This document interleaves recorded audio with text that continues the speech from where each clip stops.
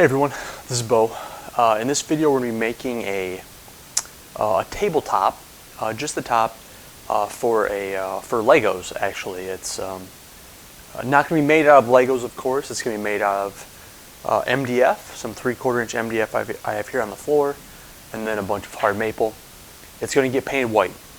And similar to my last project, this one also has to make it into a basement. The tabletop overall is going to be 60 inches by 80 inches, so quite large. With 3/4 inch MDF, it's going to be pretty heavy, so it is going to be made out of 2 pieces. I initially thought 4, but 4 might be a little too much. But here's the plan. Kind of hard to probably tell from the pictures here, but essentially we've got 4 existing cabinets in the shape of 2 opposing L's. Those are made from a flat pack Swedish door that are already at the client's house. The top is going to look similar to the cabinet layout. It's going to be 2 kind of L shapes that get joined in the middle with some of the domino knockdown fasteners. There's a big hole in the middle for someone to stand. Got multiple cuts to make, multiple dimensions. It's going to be a lot of time spent on the floor doing that. And then from there we're going to move on to milling the lumber for all the edging and trim that goes around the table. And we'll talk more about that as we get to it. So here we go, let's get started.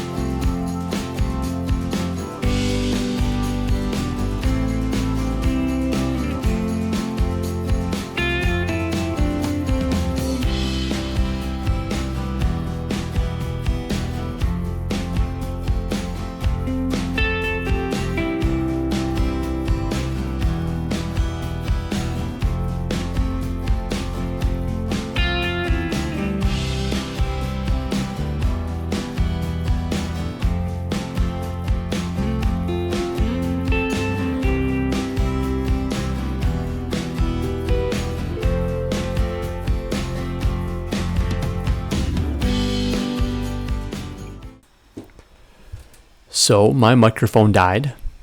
No worries though. A new one gets delivered the next day, and all the rest of the scenes are fine.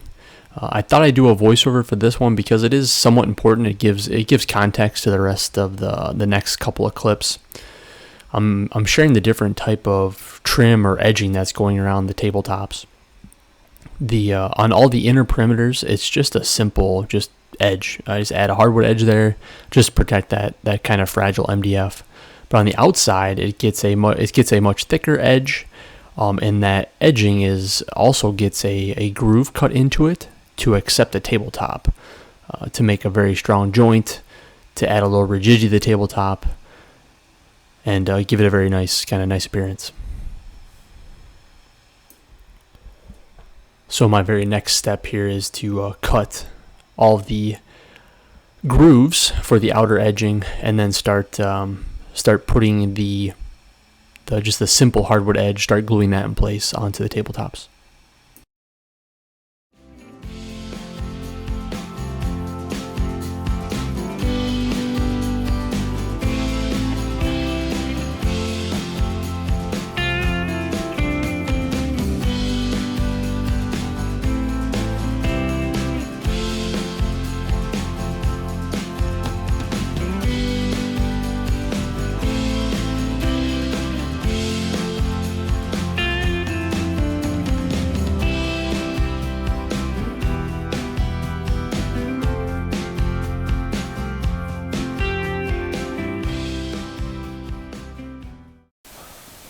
Alright, so we've got our edging pieces all cut. We've got grooves in the perimeter edging.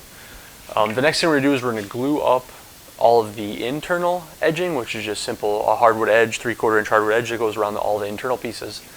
Do that first, and then we're going to set up the table saw to cut a tenon on the, this is going to be the edging pieces that go on the very ends of both the tops. They're going to get tenons cut in them. So the adjoining pieces of this perimeter edging kind of overlap, lock into that corner, and then there's material that will fill the groove on the adjoining pieces. So here we go. Let's get some clamps out.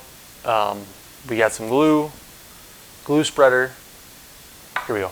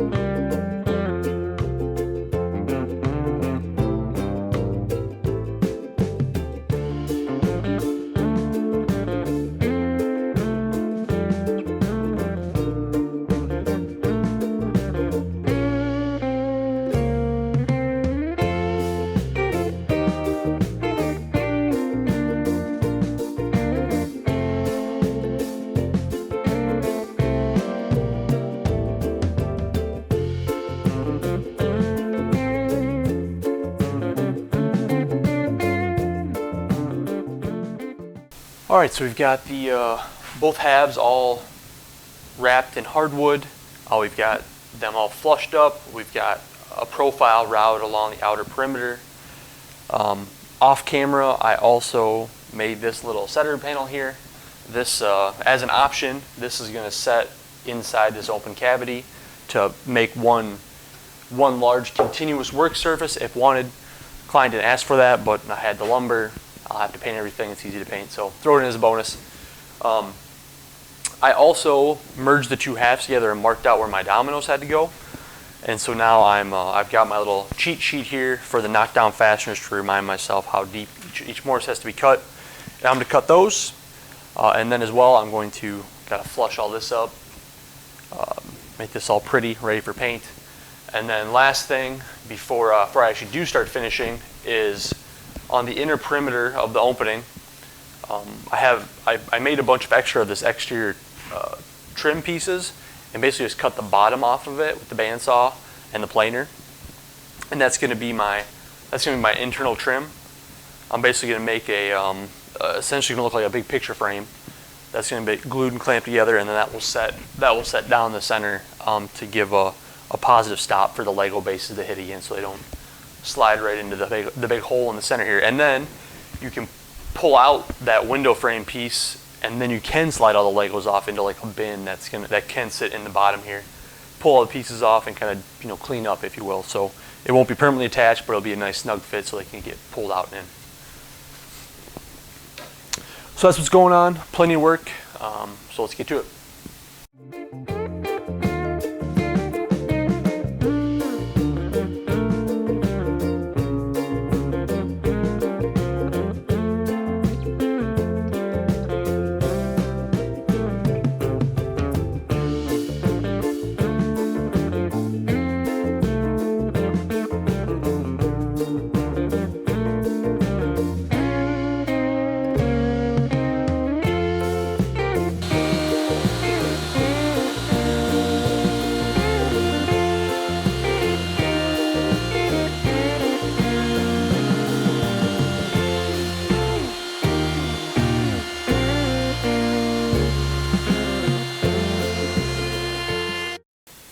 moving on to gluing up this inner frame that goes on the inside of the center cavity of the table.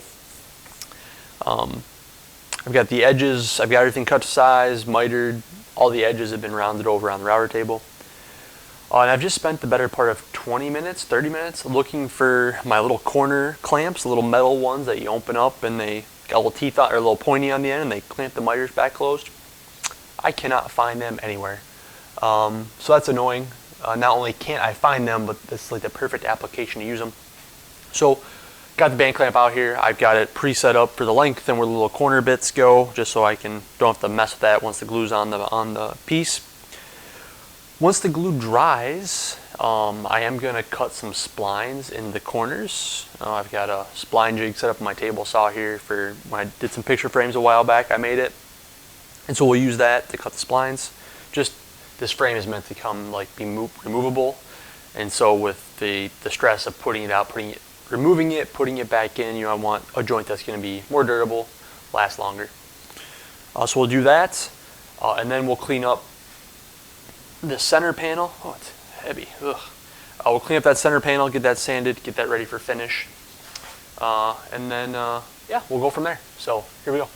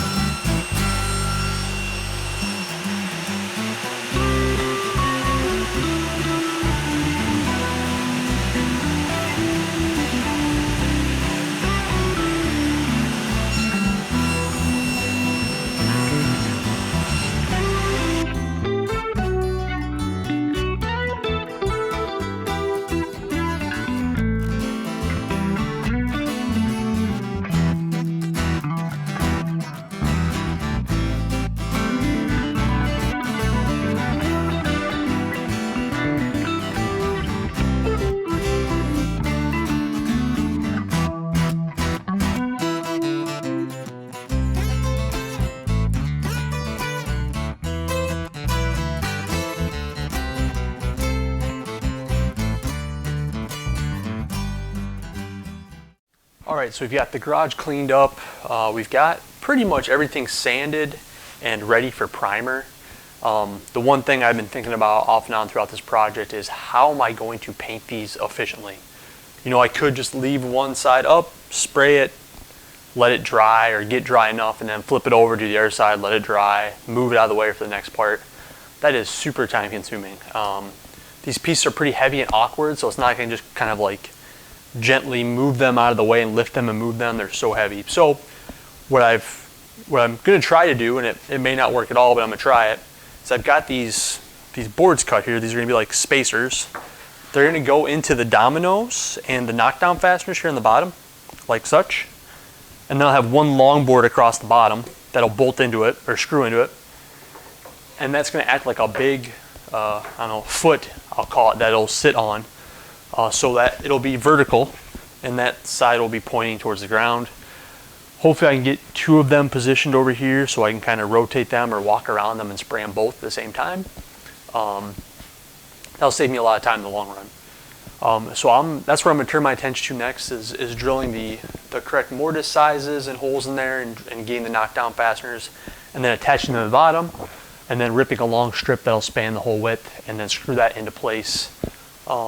Maybe I'll add some little diagonal brace pieces if I feel it's necessary. So we're going to get to that, and then I think we're ready to start rearranging the shop to get ready to spray. So here we go.